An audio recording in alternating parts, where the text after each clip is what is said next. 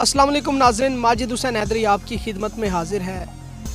आज का मेरा टॉपिक है औरत मार्च। मेरे साथ मारूफ शख्सियत बुशरा शकील साहिबा मौजूद हैं। किसी भी तारुफ की मोहताज नहीं, हर तरह की स्टोरीज़ करती हैं, कत्ल की वारदात, इसके अलावा क्राइम स्टोरीज़, हेल्पिंग स्टोरीज़।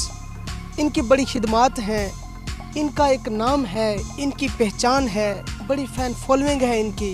मैं आपका मशकूर हूँ, ममनून हूँ, आपने अपने कीमती वक्त में से हमारे नाजरीन के लिए थोड़ा सा कीमती वक्त निकाला।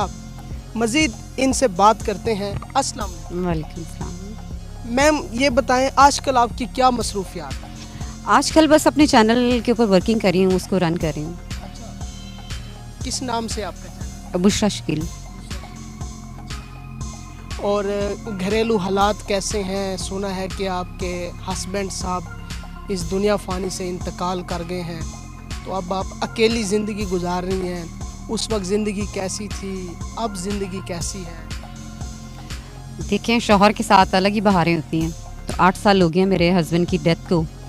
2013 में उनकी डेथ हुई थी। तो उसके बाद बहुत सर्वाइव किया है, बहुत मेहनत की है। भाई नहीं है मेरा, बेटा नहीं है मेरा, 2 बेटियां हैं मेरी। तो अभी एक बेटी की रिसेंटली मैंने शादी की है। तो सिंगल पेरेंट हूँ, तो अल्हम्दुलिल्लाह बड़ी अच्छी तरह से अपने बच्चों को पाला है मैंने।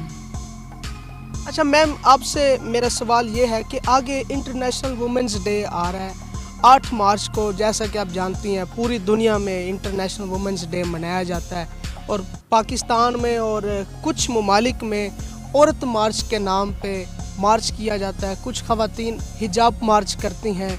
हिजाब मार्च को और औरत मार्च को कैसी नज़र से देख रही हैं? देखिए, अगर कोई औरत मार्च करना चाहता है तो उसको पूरा राइट है कि वो औरत मार्च करे, और अगर कोई हिजाब मार्च करना चाहता है तो उसको भी उतना ही राइट है।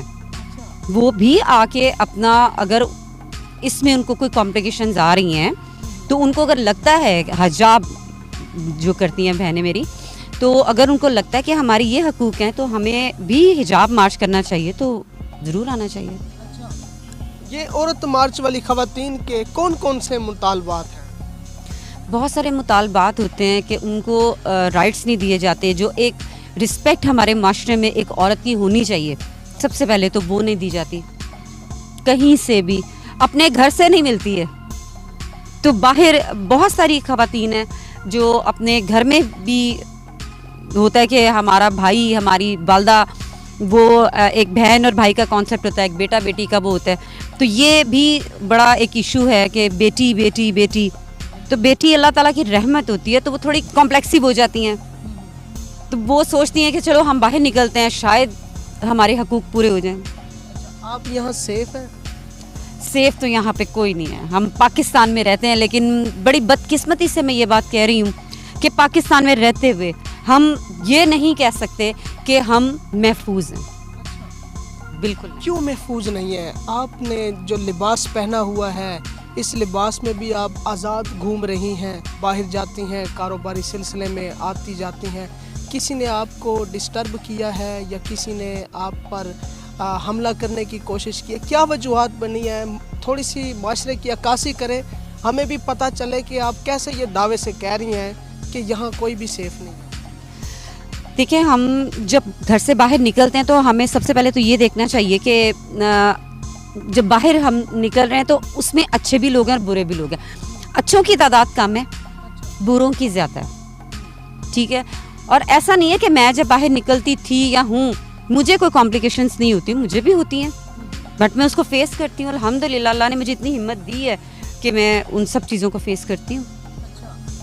अच्छा, कुछ लोग कहते हैं कि औरत मार्च बेहयाई फैला रही है, बेहूदगी, बदलिहाजी, गंदगी फैला रही है। उन लोगों को क्या पैगाम दें?